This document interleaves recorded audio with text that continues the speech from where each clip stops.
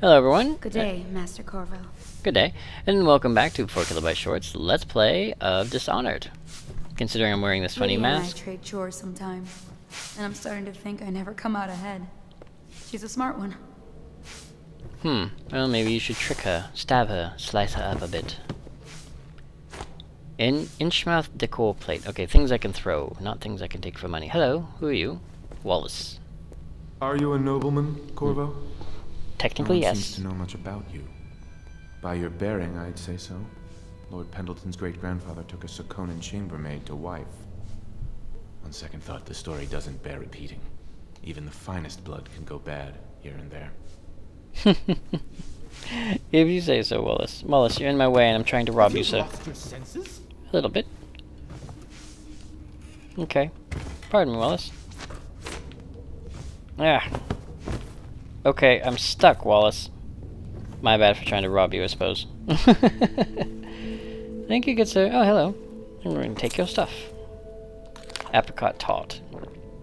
Lord Pendleton Memoirs, Chapter 27. Nice painting.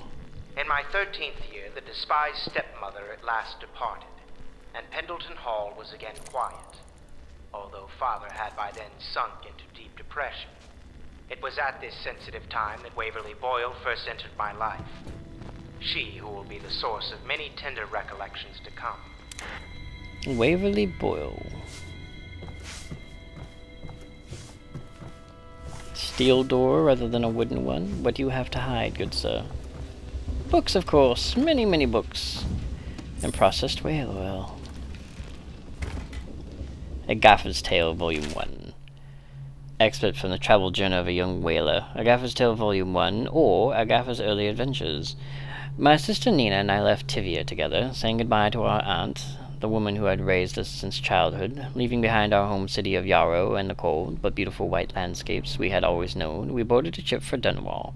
Our parents had left us with a sizable inheritance, and we spent half of this getting to the capital city and establishing a small import shop dedicated to Tivian furs. Once I'd helped Nina establish the business, I was free to pursue my dream. Signing on with a whaling ship was the most exciting thing I'd ever done, and I saw it as a means to an end.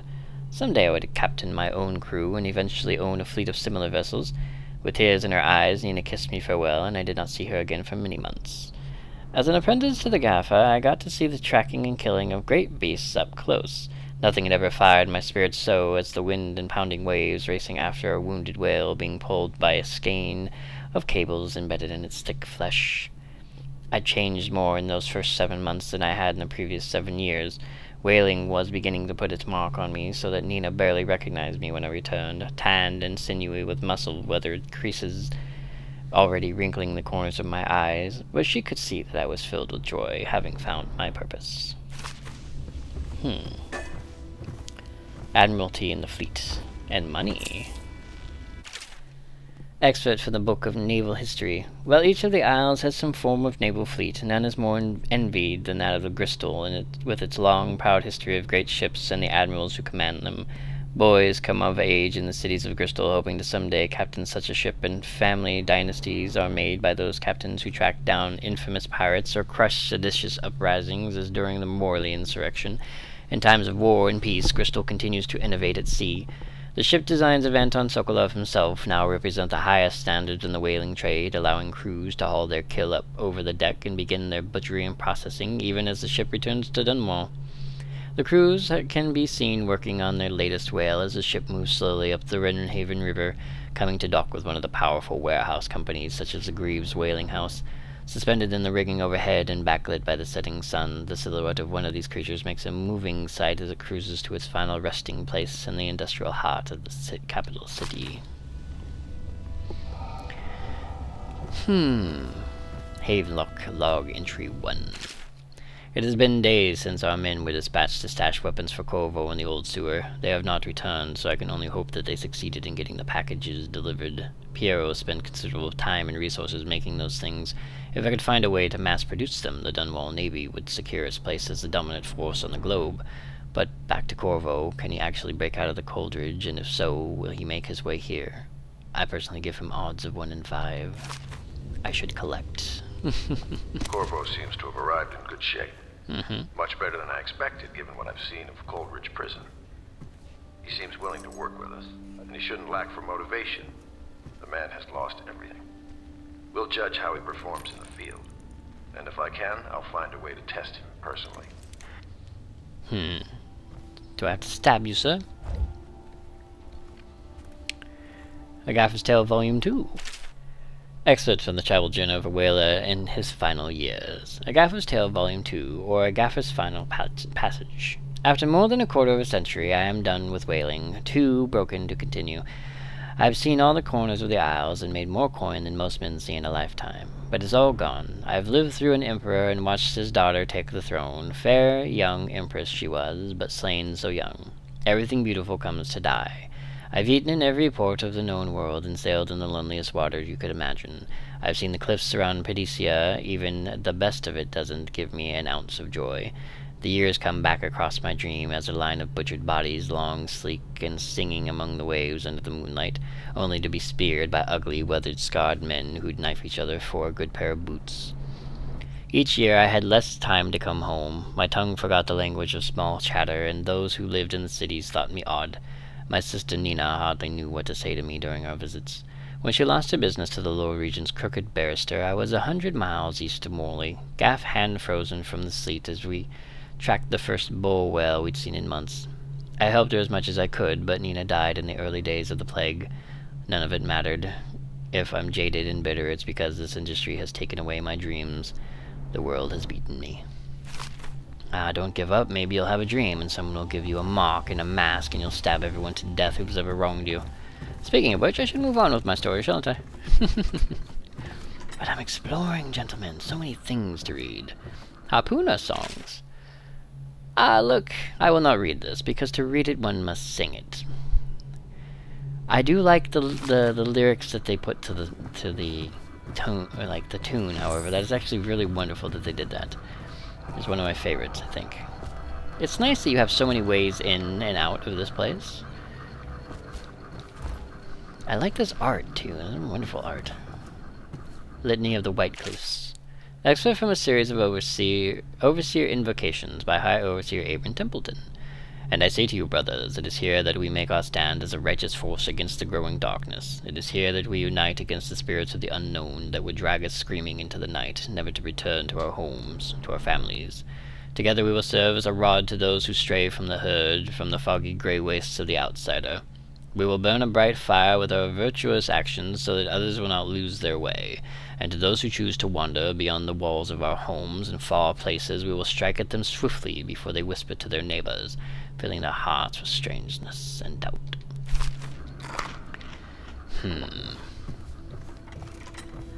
Oh, look, a bathroom. A coin. A powdered crystal. And more books to read. I've read that one, thank you. Shadow of the Bitter Leaf, and The Young Prince of Tivia. So much to read. Excerpt from a longer work of fiction. Finding my way to the feeble light of the dying fire, I saw her working. A large needle moved in her hand, following precise esoteric patterns.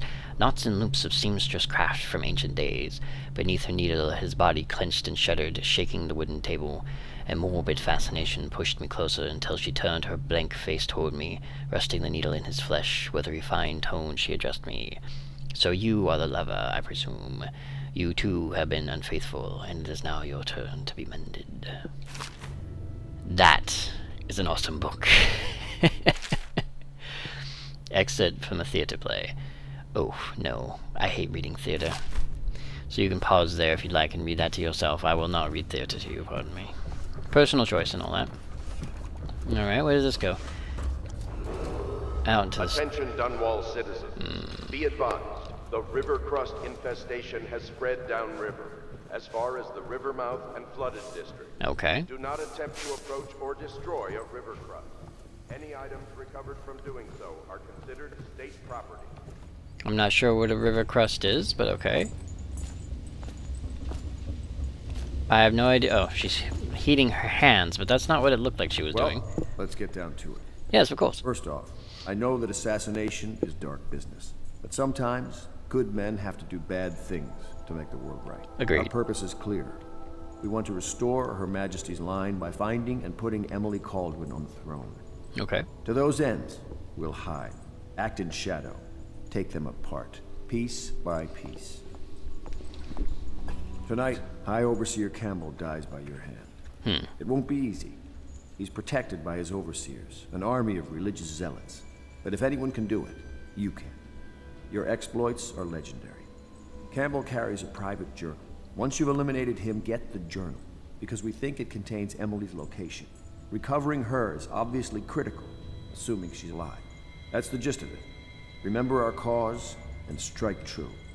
We're counting on you. You got it, man. Another thing. Campbell is holding a former overseer by the name of Martin. He's one of us, and if you manage to find him, give him whatever help you can. He's a master strategist, and he got caught working for our cause. It'd be good to have him back here at the Hound Pits.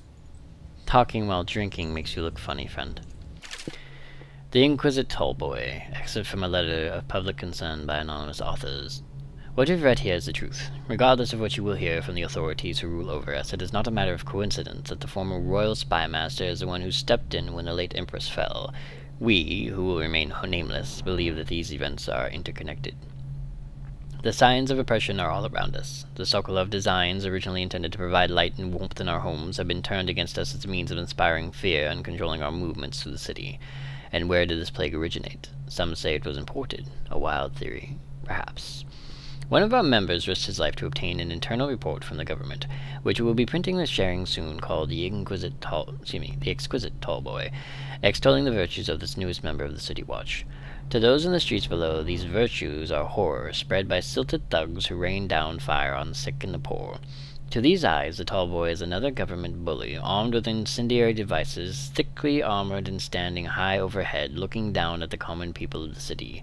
We now know that the Tallboys are heavily drugged, imbibing a substance that renders them resistant to pain, but also dulls whatever empathy they might normally possess. Exquisite, we think not. Copy these words and share them with your neighbors, and remember, when the tides are lowest, the truth will be revealed. Tallboys are pain resistant. How quaint. She looks very unhappy. So I guess at this point it is time for me to begin to explore the city. And of course, take coins. Well, that and I have to talk to Samuel. Oh, okay. The only way to help them is to bring them to the City Watch. So they can be murdered. They will be taken to the flooded district for treatment. Treatment. Flooded district. I'm assuming treatment means drowning. That's what I do to them. No offense. Oh. Hello? Corvo. Yes? Hello. Hi. I'm Callista. Nice to meet you. I work here for Admiral Havelock. Okay. I'm sorry to intrude on your business, but this is important. I suspect you're going to kill the High Overseer. Yes. That wretched man. There's really no reason for you to listen to me. But my uncle, Jeff Kernow, still serves as captain in the City Watch. But he's a good man, and my only family. The chatter in servant circles is that Campbell just took delivery of an exotic poison. And I think I know why. My uncle's not corruptible like the rest of them. Campbell is going to poison my uncle. Do you think you could protect him? You used to do that, right? Before you had your current profession. Before you became an assassin. Not really an assassin, I'm a revengeneer. Revengeneers murder people for the purpose of, you know, important things. But yes, I will attempt to save your uncle because, you know, you're wearing such a nice outfit. Alrighty then, I know that most of these videos so far have been exploring and reading, and I do apologize for anyone who's like, oh my god, just get on with it. Very pretty. But I would like to go ahead and pause here because I'm not 100% sure how long this video has been. And I would like to thank you all very much for joining me, 4 Kilobyte Short, on this Let's Play of Dishonored. And I will see you next video.